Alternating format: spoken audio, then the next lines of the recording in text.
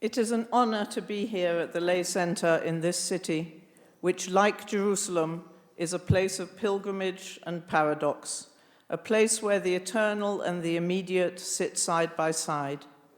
Jerusalem is meant to be the city of peace, and yet all too often it seems to be the epicenter of religious strife and violence. I'm grateful to be sharing this panel here in Rome with courageous voices from across our religious traditions and two people who I've had the honor to work with over the years. In the first week of October 2023, I was in paradise. To be more precise, I spent the week with my husband and children in my brother's beautiful house near Città della Pieve in Umbria. Our flight back to Tel Aviv on Friday, October 6th, was delayed, and we finally arrived home in Jerusalem after midnight. At 6:30 in the morning, we were awakened by the first of many sirens we would experience that day, in a transition that was even more shocking because of the paradise we had just left. By that afternoon, there seemed to be fewer missile attacks, and I felt it was safe to go to my close friend who lives nearby. Her brother lived on Kibbutz Be'eri, right on the border with Gaza, and she had lost touch with him earlier that morning. We spent the afternoon together, trying to work out what had happened to him, his wife, his carer. At a certain point, his phone was answered by someone speaking Arabic, and a Palestinian friend of the family called and messaged his number, trying to make contact, to no avail. Slowly, his phone left all the family WhatsApp groups, and it was obvious that something terrible had happened. But that whole day and the following days were chaotic and confused, and it would take another 2 or 3 weeks for their bodies to be identified and the series of funerals to take place. That very evening, Saturday night, October 7th, even as the terrible massacre was still going on, 200 people from Jewish Arab civil society organizations around the country met online to discuss what we could do, and particularly to focus on what we should do to prevent violence breaking out across the whole country as it had in May 2021. Looking back, we were obviously clueless about the extent of what had taken place and of what was yet to come. But the fact that we jumped straight into action was a source of strength and comfort, and provided a focus for our emergency response that would help us fight off the feelings of despair and hopelessness that threatened to overwhelm us all. These last years have offered many opportunities for such feelings to grow and deepen. Before October 7th, along with many other Israelis, I had been gripped by the fear that the occupation was being turned into an irreversible reality, and that the vestiges of Israel's liberal democracy were being dismantled. On the 7th, and in its immediate aftermath, the focus of the anguish and despair was in solidarity with those murdered, injured, and taken hostage. Where many Israelis and Palestinians could only empathize with the pain of their own side, for some of us it was always clear that our pain was on behalf of everyone. In the 599 days since then, despite the shattering destruction wrought on Gaza by Israel, Jewish society has largely remained locked into that terrible day of October 7th. The fear, pain, and trauma are ongoing, fed by constant stories in the Israeli media focusing on what happened that day, as well as the fate of the Israeli hostages still held by Hamas. The fear and trauma are also fed by the huge increase in blatant anti-Semitism around the world. Obviously, there is overwhelming fear, pain, and trauma on the Palestinian side as well, and for Gazans, the situation is truly unbearable. While there are many different voices and ideologies within Jewish Israeli society, most of them have been solely focused on the prospects for Jewish security and survival. Their sense of Jewish victimhood blots out any ability to empathize with the pain of the other. Now, along with my despair about justice and democracy, about trauma and terror, there is another layer of despair. How did Jewish Israelis reach this place where they can largely stand by or condone, let alone actively participate in, the devastation and mass starvation of people in Gaza? As an Israeli Jew, I find it incredibly painful that I have to even ask these questions. But rather than give in to overwhelming despair, I believe we must face up to this grim reality, not excuse it, not even condemn it so that we might feel better about ourselves, but face up to it. I believe this is a moral imperative of the first order. 23 years ago, I was working on an interfaith project in Jerusalem with a clinical psychologist who had himself been injured in a terrorist attack. And we were discussing how survivors of terrorist attacks were given assistance by the state to help them get back to normal functioning. Normal, meaning they could go to work or school, look after their children, get by in their everyday lives. Help was provided to bring these people to a level of normal functioning. But what about the feelings they, or some of them, harbored toward those who had attacked them? Were these feelings to be normalized? Normal hatred didn't need to be treated. It was just normal. But I asked myself, what happens to a society when hatred becomes normal? 2 decades later, that seems all too clear. The trauma, fear, and pain have created hatred on an unprecedented scale. It won't help to ignore the hatred, and it's not enough to condemn it. We have somehow to strive to heal it. A majority of Jewish Israelis want to end this war. A majority of Jewish Israelis are opposed to Netanyahu and his far-right government. It even seems that there may still be almost 50% of Israeli Jews who would support a comprehensive peace agreement, depending on who proposes it and who backs it. But it is also true that most Israeli Jews are more right-wing than ever, that the levels of hatred for Palestinians are frightening. 51% of Jewish youth say that they hate Arabs. Between 60 to 80% of Jewish Israelis support the forced expulsion of all Palestinians from Gaza. A frighteningly similar number also support the expulsion of Arab citizens of Israel. This includes a huge majority of the Orthodox and ultra-Orthodox community.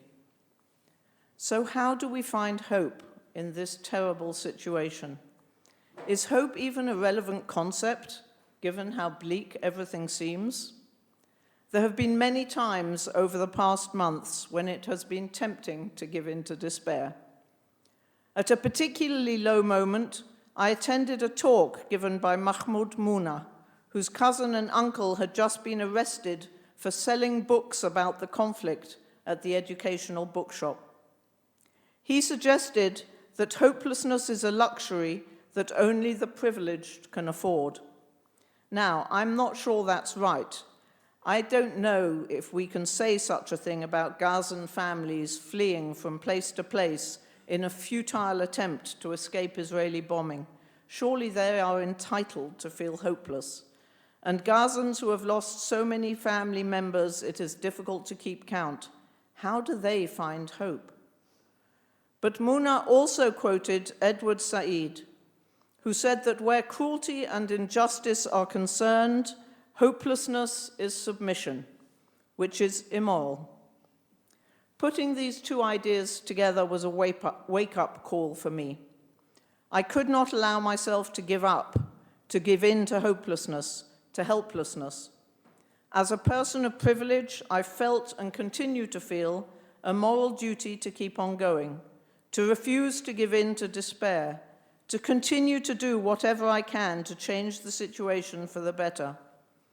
It is we, the privileged, who do not have the luxury of despair. It is up to us to hope, to insist on hope, to continue to act in the face of overwhelming odds and crushing opposition. Hope in its essence is all too often understood as a passive state, a wish, a dream, a feeling, something we have. Early on in the war, Maoz Yinon, a peace activist whose parents were murdered on October 7th, said that hope is not a feeling. Hope is something you do. That is certainly part of my experience of hope. Even when one does not feel hopeful, one can and perhaps must continue to do hope. Our work at the Rossing Centre, doing whatever we can think of to make a difference, whether organizing emergency food parcels for Palestinian families in East Jerusalem during the first months of the war, or offering emotional support and tools to build resilience for Jewish and Arab teachers so that they can, in turn, offer emotional support and build the resilience of their students, or creating spaces where Jews and Palestinians can meet and talk and understand each other's experiences and points of view.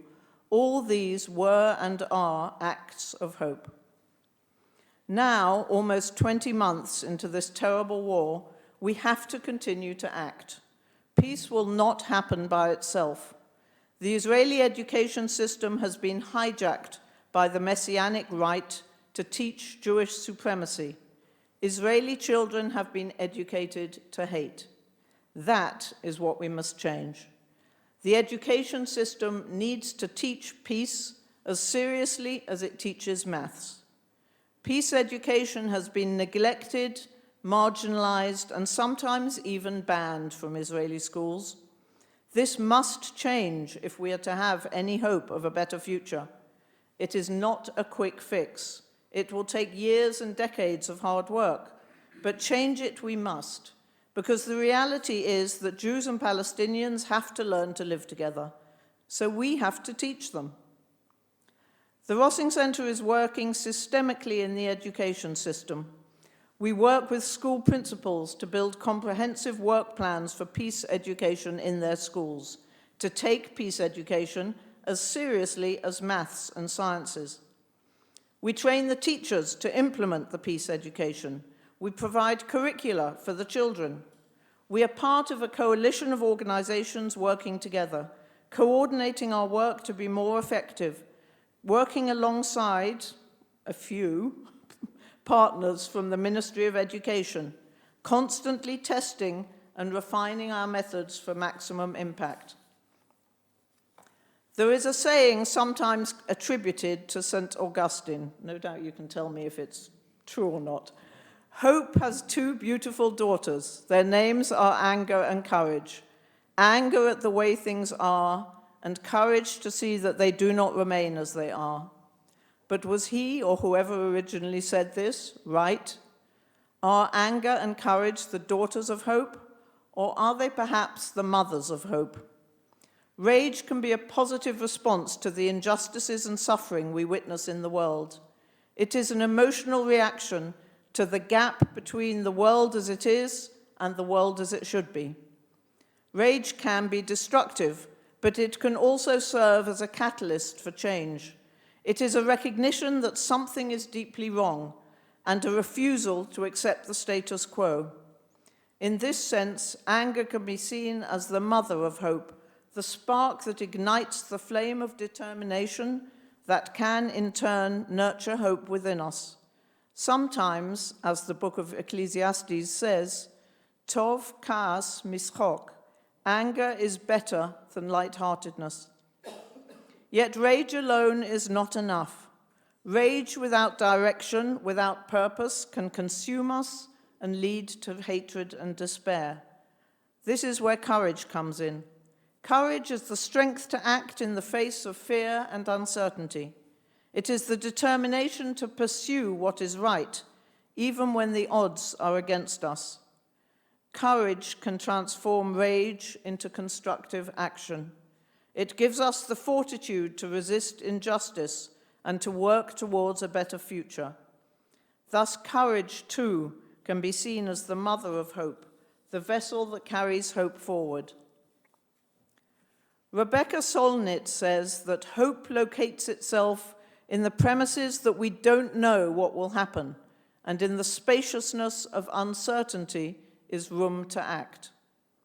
That idea that uncertainty is not a void, but a space of moral and political possibility, that's crucial.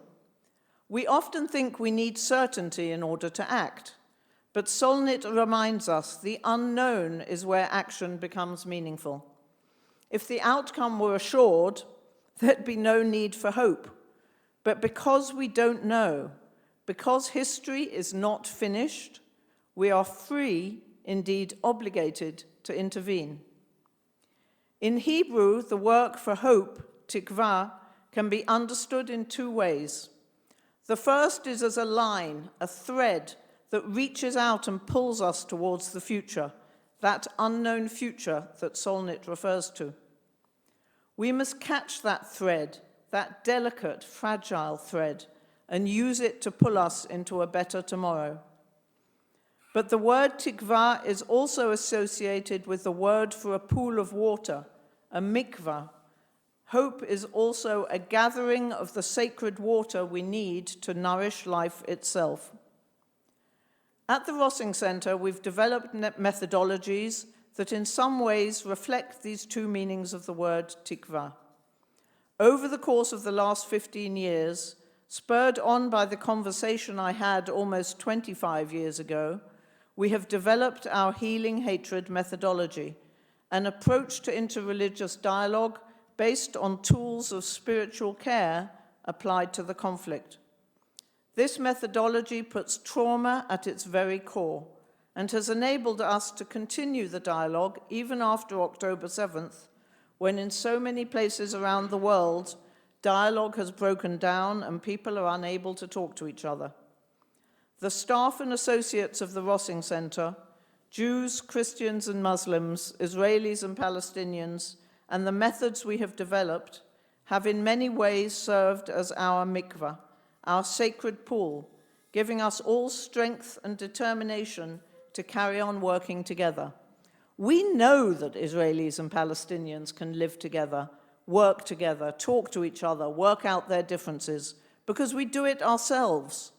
Even as we see the extremism flourishing around us, we hang on to the sacred space we have created.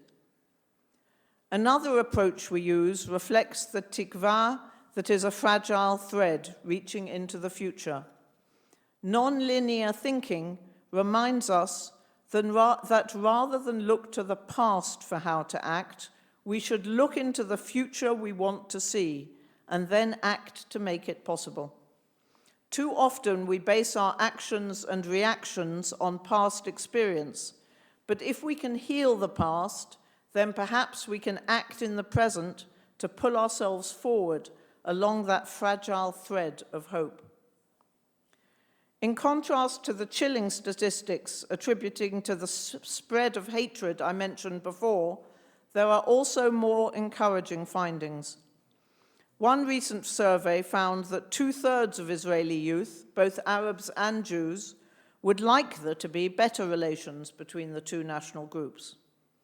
However, only 30% of Jewish youth and 46% of Arab youth believe that change is possible. At the Rossing Center for Education and Dialogue, we have seen firsthand the transformative power of hope. Our work in promoting dialogue and understanding across divides is grounded in the belief that change is possible, that even the most entrenched conflicts can be resolved through empathy, respect, and cooperation. When the universities decided to reopen in January 2024, the challenge seemed immense. How would Israeli students, some carrying automatic weapons, sit in the same classrooms as Palestinian students from East Jerusalem? The Hebrew University of Jerusalem asked us to help work out how to bring everyone back safely. Together, we facilitated a process whereby Jewish and Palestinian faculty, administrative staff, and students helped decide what rules should be in place to reopen the campuses. The dialogue helped create the conditions for students from all backgrounds to come together and resume their university studies. Now we continue the dialogue, creating ongoing opportunities for students to not only study in the same classroom, but talk and listen to each other deeply, using the tools they learn through our Healing Hatred methodology, and then act together to change their reality. We need to show young people that there is a different way, that it is possible, if not easy, to build better relations based on mutual trust, respect, and the desire for equality. One of the challenges we've faced this year is the severe restrictions on freedom of expression under the current government. Arabs within Israel feel that they cannot express themselves openly in an atmosphere where even expressing empathy for babies killed in Gaza can be seen as support for terrorist organizations. How then do we create safe space for dialogue? Despite the difficulties, we are determined to continue. Dialogue between Israelis and Palestinians has become an act of resistance, just as hope is an act of resistance. We cannot give in to tyranny and racism. We must resist. I mentioned before different layers of despair, that our society is losing, or has lost perhaps, its basic values of human decency, that the pain and loss is too great, that we have become desensitized to the humanity of our fellow humans. All these despairs can give rise to another one, that all our efforts are in vain, that we are trying to put out a forest fire with a teacup or even a teaspoon. Some days, I must tell you, that despair takes hold. But then the thread and pool of hope come back into view, and some action of hope demands to be fulfilled. Hope, then, is not a passive state, but an active force. It is the foundation of resistance, the engine of change. It is born of our rage against injustice and our courage to act. And it, in turn, sustains and strengthens these forces. In the face of despair, hope is our most powerful ally. As we move forward, I urge you all to embrace hope as an act of resistance. Let us not shy away from our rage. Let it fuel our desire for change. Let us summon courage. Let it guide our actions. We must stop the war, release the hostages, and commit to a comprehensive peace process that begins with rebuilding Gaza. And let us nurture our hope. Let it sustain us in our journey towards a more just and compassionate world. Thank you.